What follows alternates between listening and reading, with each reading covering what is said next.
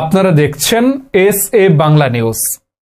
ঢাকা 18 আসনে ফেসিবাদী নির্যাতনের বিরুদ্ধে প্রতিরোধ সমাবেশ।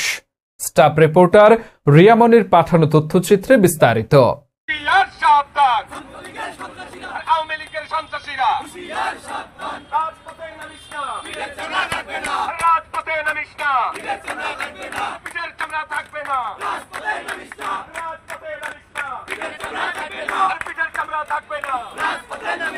উত্তরা পূর্ব থানার অধীনে ঢাকা 18 সংসদীয় আসনে ফেসিবাদী সরকারের নির্যাতন নিপীড়নের বিরুদ্ধে এক প্রতিরোধ সমাবেশ অনুষ্ঠিত হয়েছে।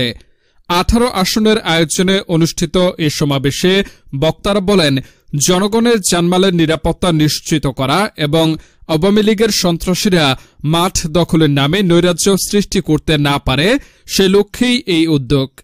বক্তারা আরও জানান, সরকারের জুলুম আর সহ্য করা হবে না। শান্তিপূর্ণ উপায়ে অগণতান্ত্রিক শাসনের বিরুদ্ধে প্রতিরোধ গড়ে তুলতে নেতাকর্মী ও সাধারণ জনগণকে ঐক্যবদ্ধ থাকার আহ্বান জানানো হয়।